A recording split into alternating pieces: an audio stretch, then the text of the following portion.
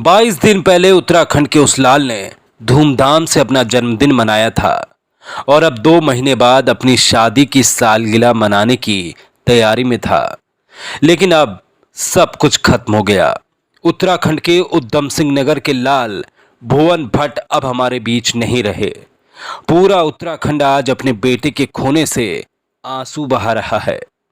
दरअसल भुवन भट्ट पंजाब के पटियाला में डीप ऑडियंस यूनिट में तैनात थे और 3 दिन पहले दोस्तों के साथ भाखड़ा के इंदिरा नहर में नहाने गए थे। इस बीच वो नहर में बह गए। 3 दिन तक तलाश करने के बाद घटना स्थल से 85 किलोमीटर दूर खनौरी शहर के पास नहर से उनका पार्थिव शरीर बरामद किया गया। भुवन भट्ट उधम सिंह नगर के शांतिपुरी के जवाहर नगर के रहने वाले थे। ये गांव स्वतंत्रता सेनानी का दर्जा रखता है। इसी गांव में उनका पूरा परिवार रहता था, जिनमें उनके माता पिता, पत्नी और बहन थी। लेकिन आज सुबह जब भुवन का पार्थिव शरीर घर पहुंचा तो क्या पत्नी और क्या मां और क्या उनकी लाडली बहन, सब पर कोहराम मच गया। पूरा गांव भुवन को श्रद्धांजलि देने के लिए पहुंच गया। सभी नम आंखों से भुवन को विदाई दे रहे थे।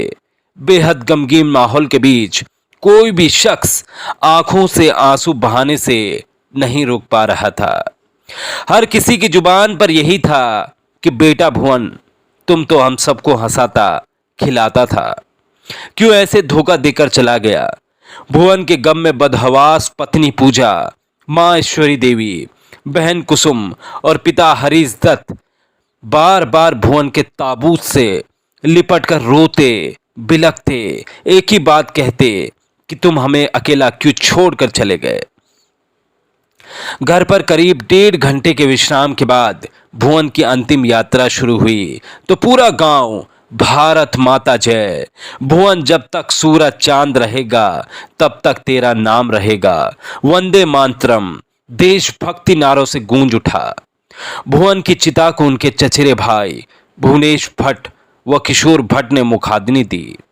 2 महीने बाद भुवन की शादी की पहली सालगिरह थी, जिसके लिए उसने पत्नी से वादा किया था कि वो छुट्टी लेकर आएगा और सालगिरह साथ में मनाएगा।